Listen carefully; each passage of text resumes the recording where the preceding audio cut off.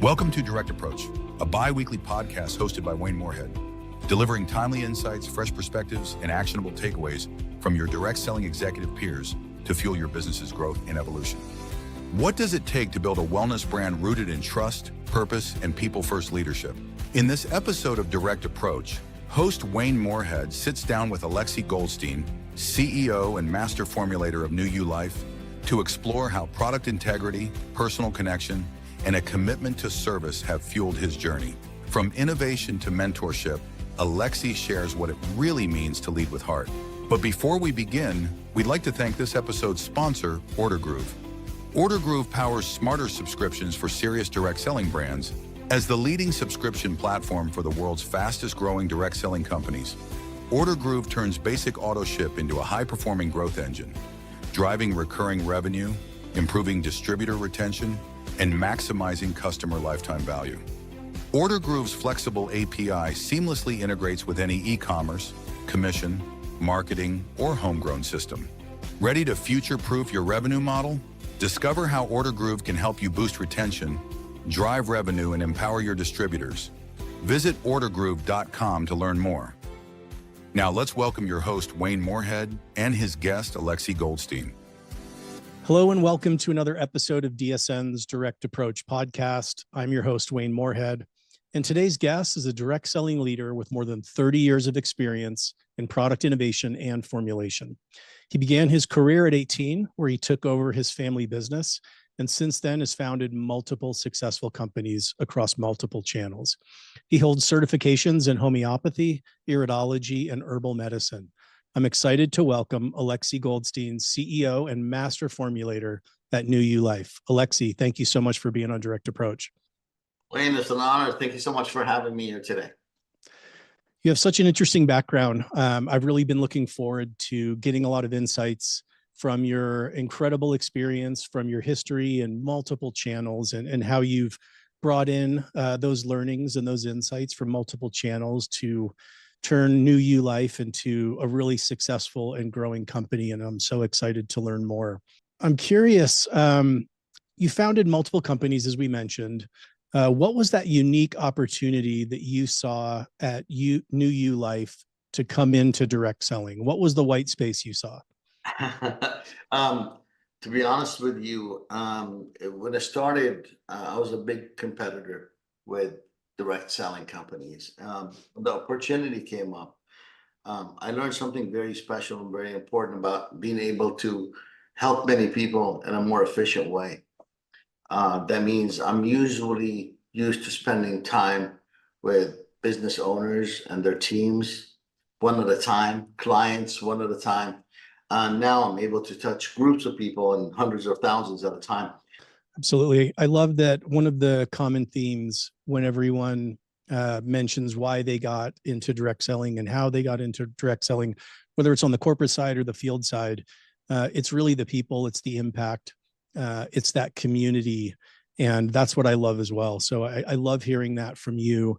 And with that vast experience, you've been in retail, you've been in direct to consumer and online. What were some of those key strategies or learnings that you brought from those channels into direct selling? People, customer service. Yep. People. I'm all about product and I'm all about people. I'm all about the stories from people. So I've learned so much from working with building a strong clientele, being able to help them specifically with their health needs, bringing people through the challenge and teaching them about growing, and more importantly, helping more with self-development, right? Self-growth. And you enter this industry, utilize your experience with people and product. It gives you a different kind of ability to apply sincere support to your organization, where you actually want to help people develop, improve their health, and develop building an organization at the same time. This is key from building businesses in the past, right? And learning in a smaller way what people go through on their way up, right? And what kind of challenges people face as well during the process of building organizations. More importantly, having an anchor through the challenges, and the anchor is honesty, sincerity, and producing something valuable to humanity. It all starts with your health and building knowledge over the time, Wayne, into the industry specifically of health and wellness has been growing exponentially over the last 3 decades. Bringing this category to this industry here with hormone health specifically has been life-changing as well. So this is something else other than people, as I've been able to work deeply and bring to this industry as well, and dive deep into it and educate everybody about as well. Yeah, I think it's really powerful that when I asked about all the multiple channels, it still came back to people. And I think that's a great reminder for me that even though, we all may compete in different ways, we may operate our business in different ways, but still it's about connecting and communicating to an audience, to a person, and providing value and helping them grow and improve their lives. So that's a great reminder for me. You mentioned the anchors. I'm curious, as you started New You Life, I'm sure that you had these, personal anchors at other companies, but establishing these anchors as part of the foundation, was that kind of a formal process for you? Was it something that just kind of happened organically? How did you look at setting that strategic foundation? So it's actually both ways. It's both ways. There's some anchors that I've always relied on all my life. Never ever cutting quality for any amount of money. Never ever compromising integrity of the product for any amount of money. This is something I've brought from day one. That's what got me in the industry. That's what got me into manufacturing and sourcing, getting deeper into the weeds and finding out where the holes are, where can we prevent taking risks with people's lives, providing with people with their, again, people, right, with the best they deserve. You have people out there relying on you, trusting you, driving to see you, spending their own hard work, money earned to support you, put food on your table. We owe these people the best we can. As an owner, a founder, a leader, I have to provide them with the best that I can. I have to provide our leaders the best that I can as well. So this is one of my oldest anchors that I've always relied on in an industry that was challenged back in the day, 30 plus years ago, where today it has more credibility than ever. There's still a lot of loopholes that you need to still have no compromise as the first rule. So what I learned here is so many more anchors that we have to rely on in the industry as well that I have to apply on the company. Loyalty and trust from our consumers is very important to support them consistently. And there's so many high risks in an industry that keeps things volatile. So we have to always be transparent, right? And I like to treat people as I like to be treated as well. So I have some of the pillars that I have right here on my board 24/7. Lead by example and own it. And it's important to make sure we transcend this down through our team, through our corporation, all the way to the consumer at the bottom, and we treat them equally. At the end, it's hard to run a company. It's hard to scale a company to that level. But if you always rely on your initial goals from the beginning, which is the consumer, the most important thing is our customers that trust us. You have to stand there and go. If you expect them to go through the thick and thin, you have to as well go through the thick and thin, and never divert direction, and keep your focus and keep your attention on the line. And this way, I can tell them, hey, I went through it. I'm here for you, right? And this way, I expect them to do the same thing as well. So this is a few of the anchors, like from leading by example to staying straight through the tough waters as well and navigating that. But above everything, we have to deliver something of quality and something unique. And this is where never ever compromise the quality for any amount of money, which is also extremely hard nowadays as well, because prices and competition drives everything. So education is very important as well. So those are a few of the anchors that I rely on. And this is a category that keeps growing as you become a bigger company, more international. There's more and more anchors as we deal with people. And the anchors are just for us to stand on and help unify teams around the world. So I know those anchors have been one of the important factors in New You Life's continued success. And I think some people might look at, defining some of these anchors or pillars as restrictive at times, that maybe it won't give them the flexibility. But as I've heard you speak about before at DSU, it really helps speed things up in that once you understand what's important, how to act, what is negotiable and what is non-negotiable, then decision-making and scaling can be a lot easier once you take the time to put those in place. So I think that's really important. Absolutely. Absolutely. The most important, because it takes away the challenge, and you always have, it clears the clouds and makes your goal a little bit more easier to reach as well. Because every time I even make or design a new formula, I go back to my principles and my anchors, right? When I have a question I can't answer, I go back to my principles and my anchors. Yes. It clears the clouds. I love that. I may steal that, but I'll give you credit the first few times for it. All yours. So you mentioned some of the change, the volatility, shifting landscape, not just in direct selling, but across sales channels. As you look at the state of direct selling today, what are some of the paradigm shifts or perspective shifts that we need to be making, especially for those of us like myself that have been in the channel for a long time? Man, this time is harder than it's ever been, and I don't know if it's going to get worse or better in the next few years with the complete AI hostile takeover of the planet and robots coming next with the jobs that are going to be displaced and peoples that are going to be displaced in the next year to decade is the amount is ridiculous. Something that this industry offers is extremely unique is a word called network, a word that I never understood for the first 30 years building other businesses, right? And when I came here, Wayne, I grew to respect that word more than ever. People have to adopt and become part of a network to rely on in the future. Something we have to do in this industry is lead by example. We have to lead by example. We have to honor our word. We have to do our best to make people understand that we are a safety net, but we will work with them to adapt to the changes outside, where we bring something special, like something authentic and sincere, something of value. One thing this industry extremely special about, and I've known for years that I've signed up with many brands when I was a customer before I was a distributor. I hated the model back then, but I loved that direct selling was always innovative with product. So we have to continue to lead with our innovation. Bigger than all of this, and I believe I mentioned this at the end of my speech at the DSM. We need to gather up together as a community. We literally own less than 1% of the market.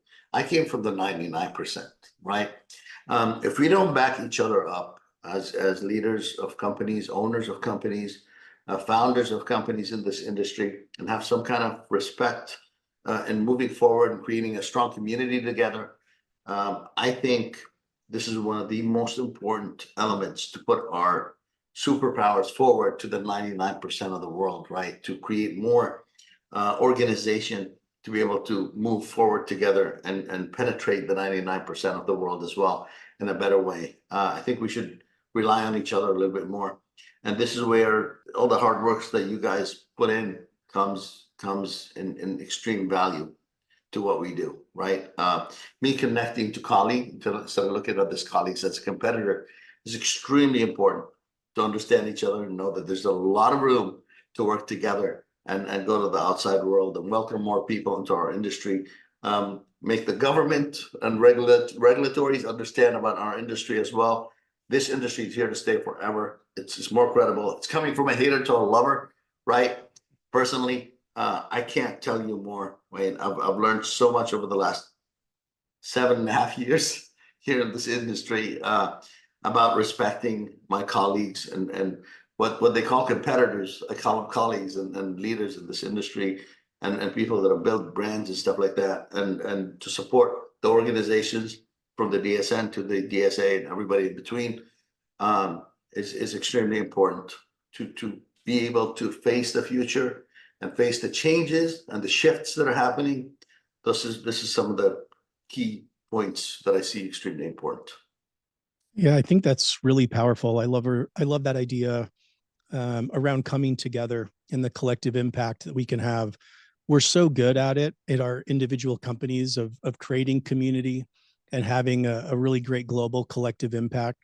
And I still think we have some opportunities as a channel to come together more collectively to have an even greater impact. We know that we're all impacted. If something happens to one of us, to some degree, it happens to all of us. And I think there's a way to really get upstream and use our power of community building to really affect great change. You talked about the potential disruption and displacement coming down the pike because of AI. I'm curious, do you see that as an opportunity for us in direct selling? Everything is an opportunity. Every change, every attack, every positive and negative is an opportunity. It depends how you look at it as a person.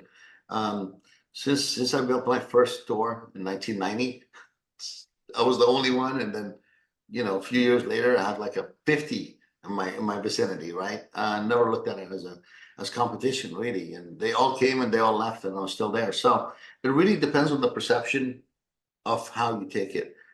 For me, I welcome this as it's going to streamline a lot of our hard work, make it easier, and frees my team to be able to focus on the people. Again, the people that it's all about. I think it's going to be really, really good for us in this industry to be able to show our sincerity, our truth, improve our education, improve our training, and I think the best times ever are about to come for our industry because of AI. And even though it might be hard at the beginning because it's going to create a lot of competition, but if you're able to understand how to utilize it properly to support the consumer at the end of the day, our people that trust us and believe in us, I think unequivocally there's nothing that's going to come better than this opportunity for us in the direct selling industry to be able to educate and support the consumer, utilizing AI to streamline our services that require so much of our time, our energy, to be able to get rid of this, give that time to our people, which is the most important in creating a network.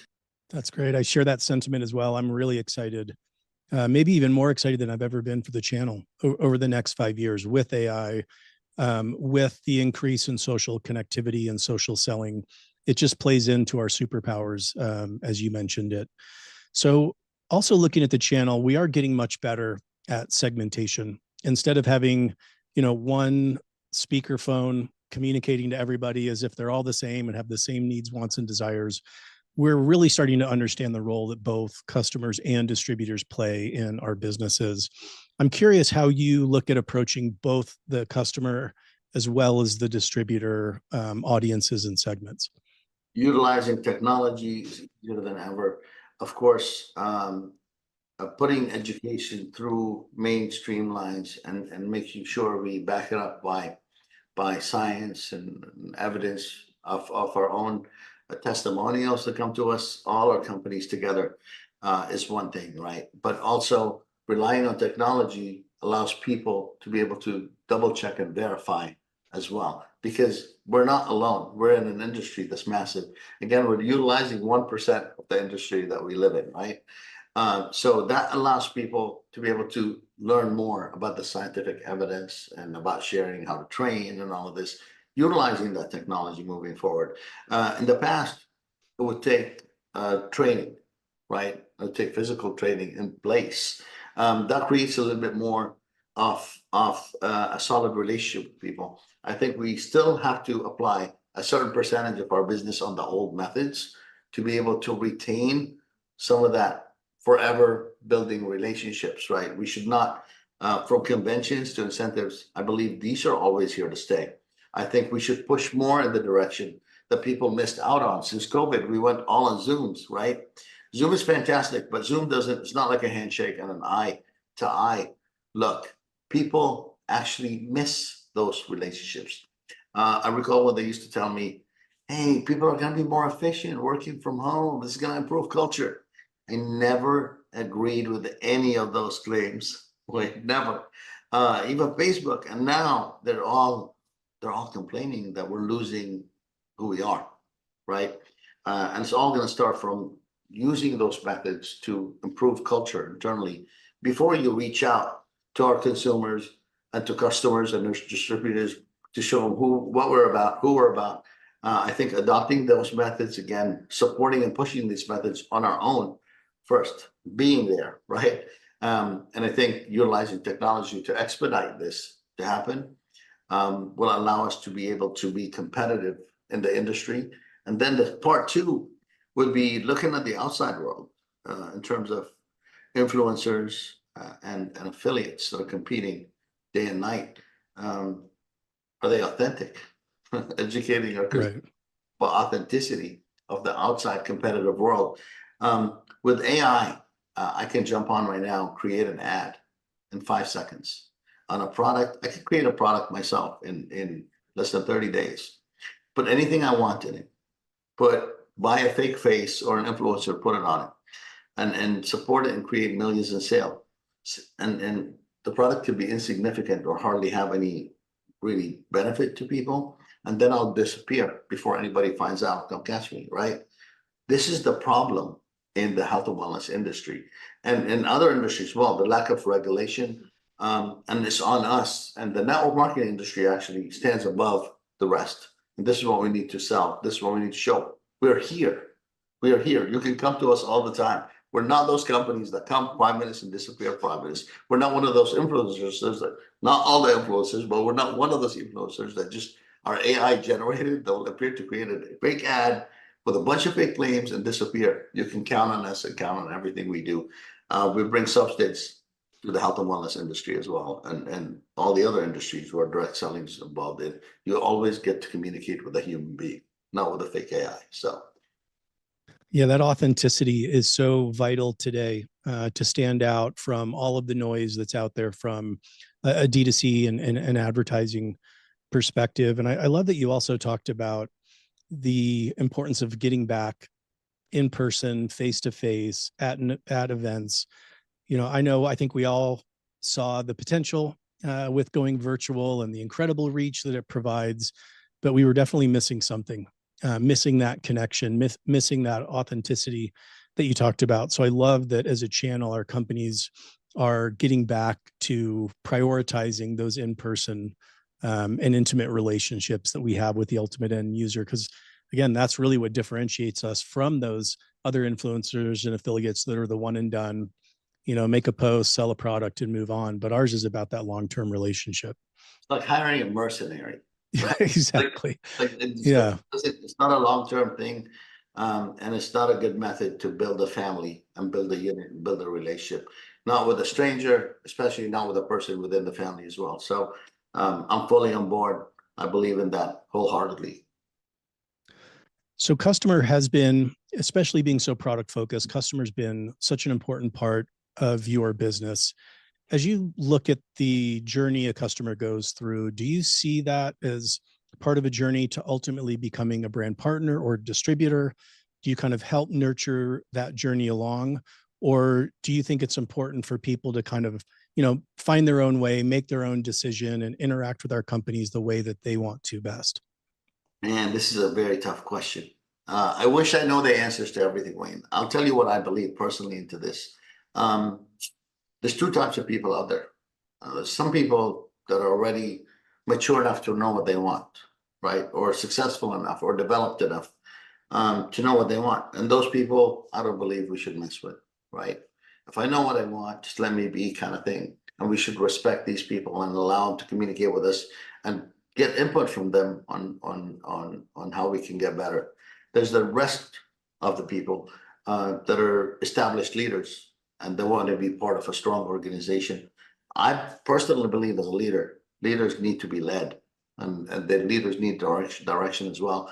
And this group of people is even more important to pay attention to, right? And I would like to be part of their journey and part of their direction. And it's not a solid line. It's always a wiggly path on how do you ultimately get to where you need to be. But I believe it's a 50-50.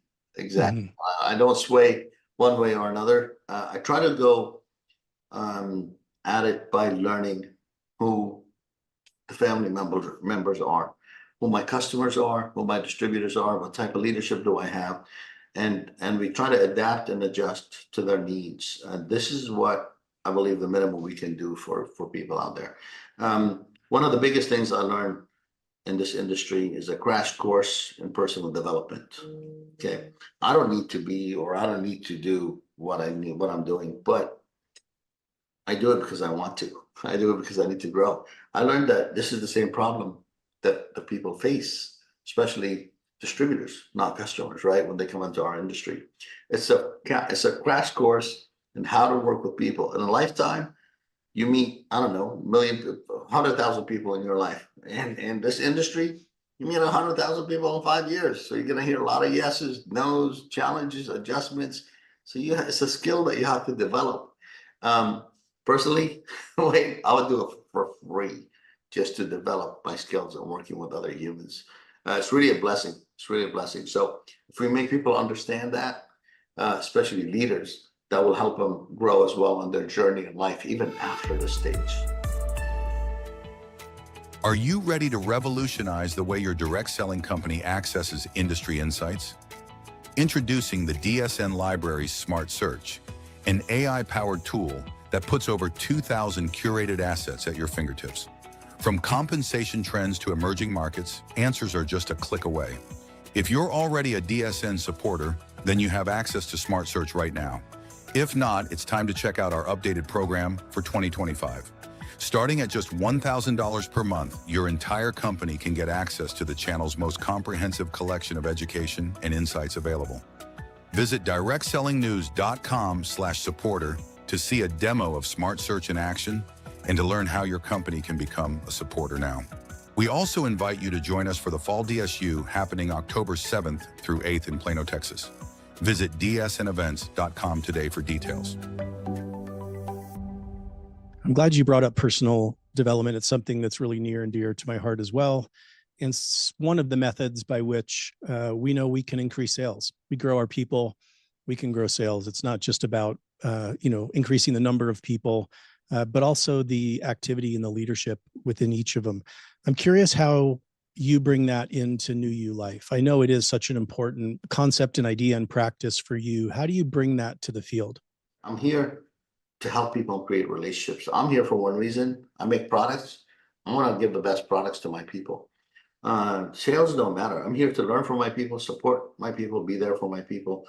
To me, Wayne, over the last 3 decades, the only way I was able to face challenges is to look at other people's challenges. So it was never really focused on the numbers. I don't know how I made it this far, not focusing on numbers, but focusing on people, but it's worked. So I've met with a lot of professionals, way better than me, that completely disagree with the way that I think. And they're like, look, eventually you have to focus on the money. I refuse to. So I have a team that will help me do that I can rely on. But my focus is directly on those amazing humans that decide to follow us. They decide to follow us. They decide to believe in us, right? I can't focus on sales. I focus on empowering them any way that I can, whether with their health primarily. That's what I'm good at, and then again with the personal growth. So where we started with talking with this question, talking about personal growth and personal development.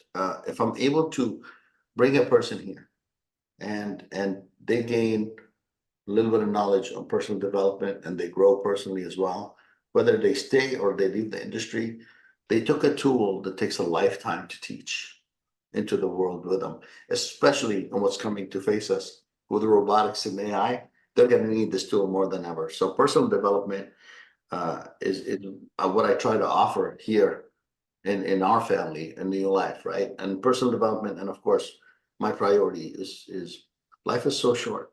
Okay, you have to be healthy to be competitive. Whether it's good economy, whether it's bad economy, whether you have a job, whether you don't have a job. I've told my clients for 30 years plus, the only thing you don't play with is the quality of your day-to-day living, right?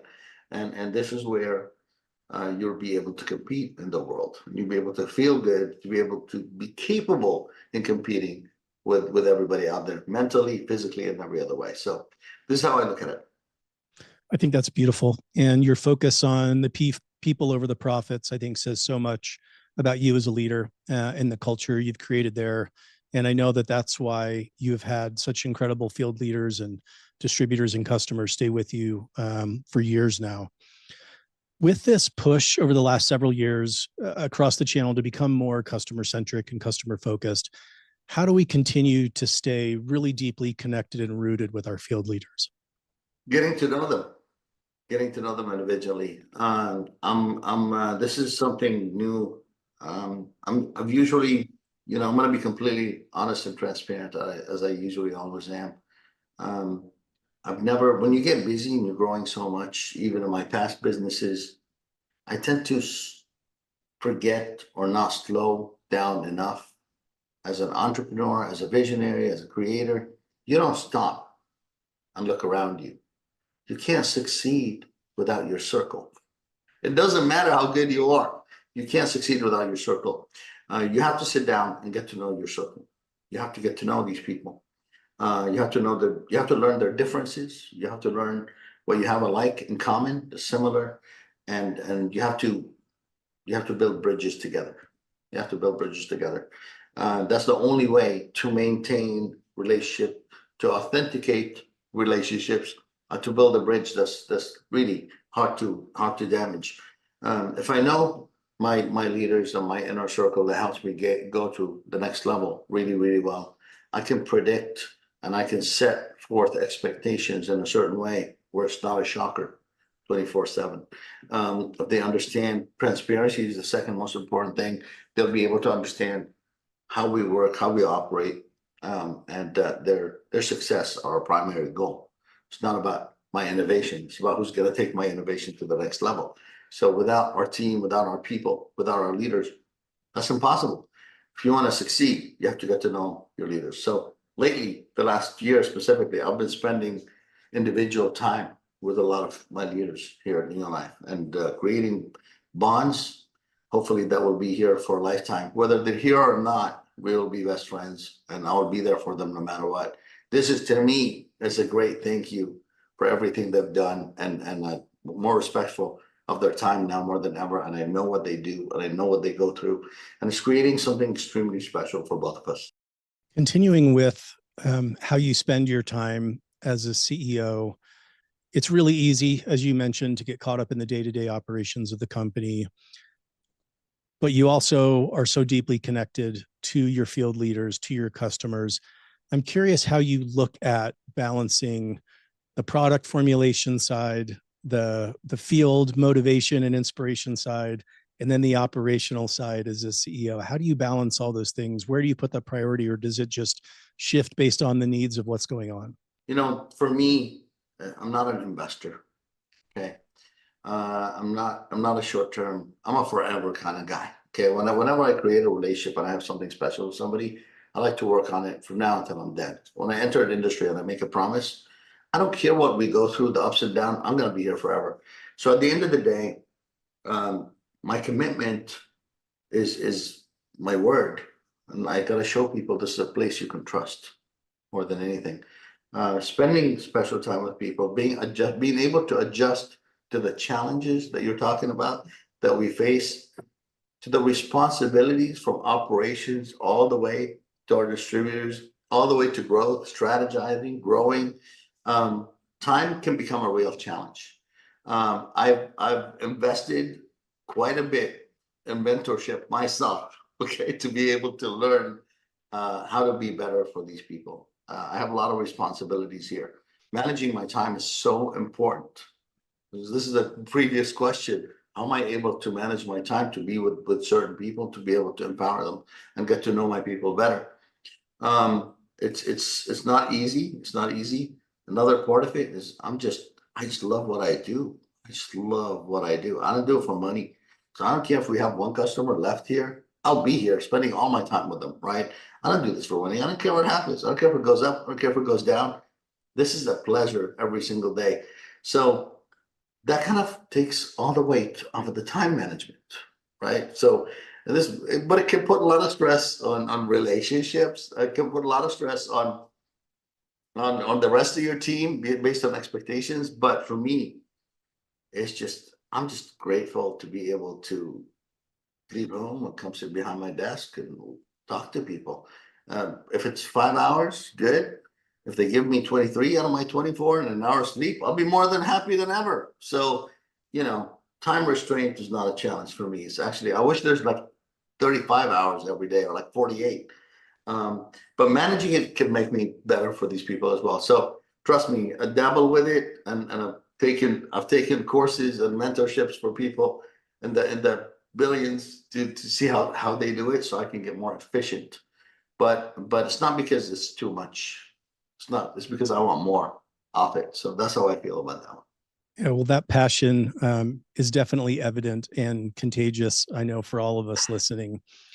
As you look at the field leaders, and it relates to product, again, being so core to your business, how do you help field leaders connect people authentically through product experiences when many of them are going to be business first or take that business first approach?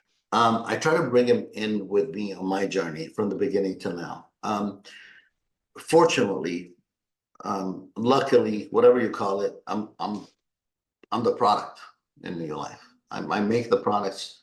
Thank God I've been able to do this for the last 3 decades plus, right? So, and I've been, somewhat successful, because money doesn't count. It's been how many lives you changed, right? I bring people in at the beginning of my journey, and I explain to them why I do what I do, and why I'm here today, and how I was able to surpass certain challenges. I bring them because I live in an industry for 3 decades. I know what's cool and what's not. I know what's temporary and what's not. I know what's a category that's here to be a fad that's going to last a year to 3 years. And I know what's a category that's going to be here for the next 30 years. I know I've done that forever with almost 1,000, over 700 products easily. So successful people have to learn about what they promote and what they sell. The old days are gone, where you just have to learn leadership, right? You have to be a little bit more intertwined and have some knowledge on what you are providing. You're competing with computers. You're competing with AI. So your leadership skills are always good to rely on, but to have internal knowledge on who you're dealing with, your audience, especially what you're selling, is so important to have a lead against the competition. You have to understand exactly where you stand out. And this is my responsibility, and this is what I owe these people, and I try to provide them with as much as I can. So education, nonstop. Can you expand on that just a little bit more? In today's world where we're bombarded by Me Too products, how do you approach product differentiation and product quality? Yeah, product quality is I try to take them through the course of where we do our product, where we manufacture our product, and make them understand how we are different, right? Consistency as well through the changes. I give them internal information, inside information. So a lot of people, I noticed, is they try to separate. You don't need to know how I run my business, just go do your business. I don't agree with that. I agree with the restaurant being completely open. They can see inside how the waiters are working, and how the cook is operating, how the sous chef is operating, and how the top chef is operating. They're going to see some people drop plates. Okay, they're going to see some stuff getting burnt. And this is what I meant earlier about bringing them in on what I go through on every single day. And I'm extremely fortunate because I was able to, over the last 7.5 years, I was able to build a team that sees what I see. As all we are is a service company to these people, and we owe them transparency. Bring them into the kitchen, or let them see what's happening in the kitchen, and they will understand and they will believe because they see what we go through, right? This is deep because this has to do with investing into the monetary investing. They're going to see a lot of this stuff transparently, and they're going to be able to judge you on their own. So you might not be good enough for certain people, right? I don't care. I don't care. I'm going to show everybody the truth and everything. I'm going to learn to get better for everyone. But what I meant by that is come into my business, come into my house, see how I live, and lead by example. And again, anchor on our pillars, on our core values, on our principles. And again, I'm grateful to the team that I have internally that are able to build a group of servant leaders, right? A group of servants, period. There's nothing wrong to be a servant. Nothing wrong with being a servant. And that's what we're here for. We're here to serve people. So that's, hopefully that answers your question about the part, because it has a lot of, brackets. If I missed anything, let me know and I will elaborate a little bit more. But this is it. Come in on the kitchen and see all our mistakes, our good and bad, and you'll see what we stand for. You'll see what we are about as a company. You'll see what we sacrifice, what we don't. You will give us input, what you want to see better, etc. Yeah, I think that restaurant analogy is really applicable and goes a long way in I think describing of how you let people in behind the curtain. I think that is a really key differentiator where so many companies today, maybe especially in the D2C world, just grab a product or an ingredient off the shelf, slap a label on it, and it's all about the numbers. But we as consumers today want to know where the products came from, how they're manufactured, and that makes a company, a brand, and product stand out so much more in comparison to all of those others that don't have that authenticity or intimacy within the supply chain and manufacturing process. I think that's really powerful. Correct. But it's not easy. This is very hard, and I'm just lucky. Thank God, again, been 30 years on this journey, right? And that's the only reason I'm able to build that journey for over 30 years. When people come in and tell me, "What is this? What's the difference between this and that?" I'm able to tell them because of the 30 years experience. I can answer any question. How is this different? Why is it different? Is this competition? Does this work with that? All these questions are so important to deal. And again, I'm just blessed because I came from that industry, already. I'm able to apply this and give support to the customers and distributors and everybody else. Over those 30 years of experience, you've developed so many incredible products in so many categories. I'm curious how you approach, as the chief formulator there, how do you approach product extensions? Where do you look for those new opportunities and new innovations? How do you discover them? Man, I know that's a big question. All over the place.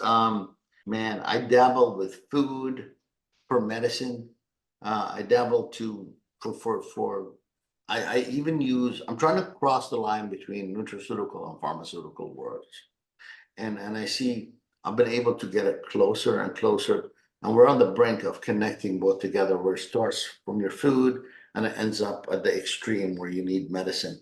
So understanding that allows me to get a little bit more depth into what ingredients are natural based on location, geography, based on times and changes, based on pollution, based on use of plastics, epigenetics, genetic changes. There are so many. You might get bored sitting here talking to me about this, because I can talk about the subject for about 5 years without taking a breath. Right? So no, this is fascinating. I love this. And it's like I wish I can communicate enough with people about understanding how I come up with the categories and why, but every single one is valid, from looking at demographics and what the world's going to, all the way to the top ailments with science, looking at how to blend in science and technology, looking at how do you apply AI and ask AI questions and they give you answers, right? When do you apply this on product making, and how does it correlate? It is very extensive, and it's very intensive as well. This is some of the things that I base it on. I'm always diving deep into product, talking to multiple people, experimenting with so many products myself 24/7. I make products for myself 24/7, right? I make products for my old clients from 30 years ago. So I'm in it. I live it. It almost takes precedent over my CEO business, right? This is one of the hard things that, I go back to the time you asked me earlier, how do you do it? Sure. This is my time. This is my life. That's what brings me pleasure. And then I apply it. On the rest. It is a brilliant category in the world. The wellness and health industry is only going to grow. It's only going to grow. The hard part is what you said earlier about the Me Too's. Everything's Me Too. I think when people know who you are, what you stand for, what you're teaching, and why you're developing a product, the story is key. The story is key. And I think I'm going to say it. I'm proud of it. I'm good at that. Okay. After proving this with many brands and hundreds and hundreds and hundreds of products, I've been able to explain metaphorically sometimes to the consumer why it's important, how it plays a role in their everyday life. So you create a relationship with that person. And you know what? One of the worst thing ever is to push products on people that they don't need to be using and they don't need to be selling. Okay. And again, make the fact that I'm not about selling. I don't know how I'm saying this as a CEO. And a lot of people can get mad at me now, but man, I remember through my store days, I'd recommend stuff to people and they would be like, hey, you're a great salesperson. I used to actually not be happy about that comment, right? Now I'm matured enough to know that we're all selling something. We're selling education, we're selling religion, we're selling whatever we're selling, we're all salespeople. And that's how we communicate with other people. We're selling anything. But back then I used to feel offended when somebody gave me a compliment, man, you're a great salesperson, because I spent so much time and energy finding out everything about this person to give them something custom and specific to them, right?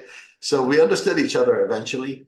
But this is a big passion of mine on we need to cross that line and understand each other to create that journey, that story that's custom to every single individual.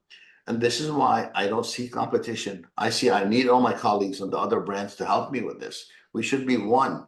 We lead the world in the wellness industry, not the little brands here and there, not the big companies, Cloroxes that buy our brands here and there. Us, the ones that actually share the story. Our people, our consumers, our customers, and our distributors share the story. We owe them exactly that. You're going to empower them with that weapon, with that tool of why we're different, how we're different, and how that plays a role in their everyday life.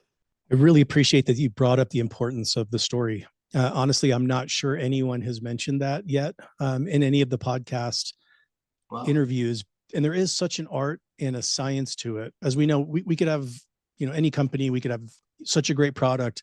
And if we can't communicate those benefits and connect with the end consumer, it's never going to get into their hands. It's never going to get into their bodies. And in today's social world and digital first world, it's even more important than ever to communicate that story really succinctly and really quickly, like in the first 5 seconds. And so that is such an important part of having a successful product, is having a story that resonates and communicates those benefits. Thank you for sharing that. Of course, thank you.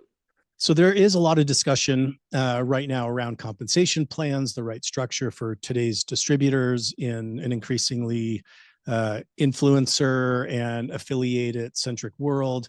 Can you share a little bit about how the company's approaching this, and if and how you're evolving the compensation plan in any way? I know I'm the CEO, and I'll adapt and do my best to adjust compensation plans to be competitive. This is key and it's important. But my answer is it's not about the compensation plan. It has nothing to do. Look, everybody's compensation plan worked at one point. It's what you're training the people, what you're selling the people, how you empower the people, and your continuity and your word and the trust. I can give you, everybody's compensation plan is good. Every compensation plan has created millionaires, every single one. So that's my heart CEO answer. And then there's a brain CEO answer next, right? Let's get back to reality, Alexy. Okay. Forget all the heart and passion. There's business people here that want to operate, and there's a changing industry. The leader of today is different than the leader of yesterday.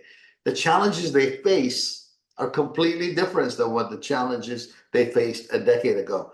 So I think it's a 50-50. Yes, the comp plan is extremely important to be able to benefit people at different level more rapidly and show rewards quickly, because the competition shows that out there in the world. So so we definitely have to show that. It's not really the only relying factor, but being able to adapt. I know in the past has always been said, you change your comp plan is the biggest risk you can ever take. You have to take risks to be successful. You have to take risks to change, to adapt. Every product you make is a risk. Every comp plan change is a risk. Every investment you make is a risk. And this is something that I believe, company owners and leaders and CEOs should be definitely experimenting with.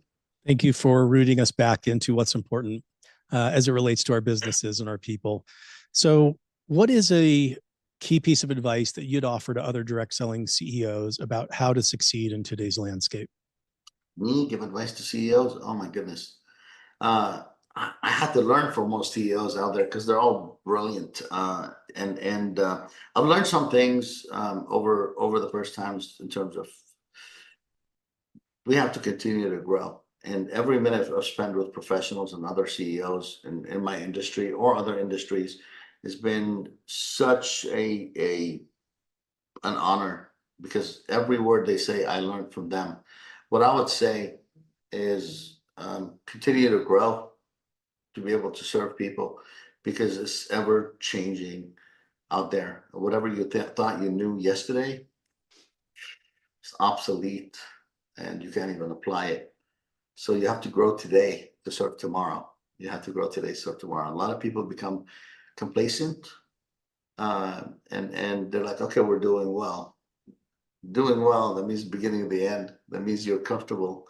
I think you have to challenge yourself every single day as a CEO instead of become complacent.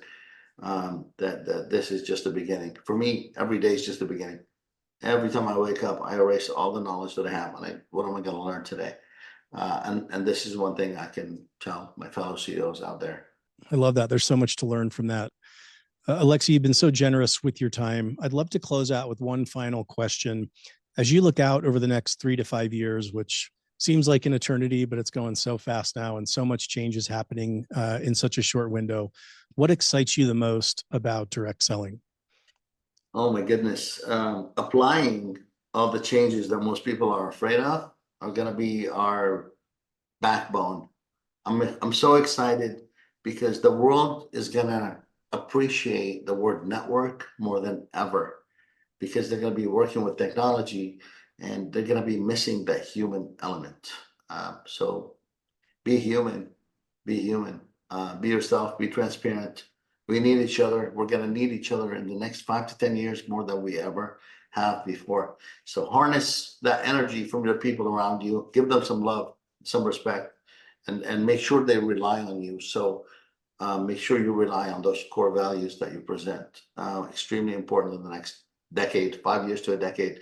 It seems like it's a long time, but it'll be here before you know it. So, but this is where I see it's extremely exciting. The word networking and network marketing is going to be experiencing something extremely special in the next 5 years because of that. Technology is going to force us back to rely on each other. That's how I see it. Alexy, thank you for leading us with that inspiration and for sharing all the insights over the last hour. Thank you for the incredible steward that you are of your community and people there, and the incredible impact that you also have on the broader direct selling channel and helping us all to gather together and move forward collectively. Thank you so much. It's an honor to be here. Thank you so much for having me, and have a beautiful day, everybody out there. Thank you so much. Thank you for tuning in.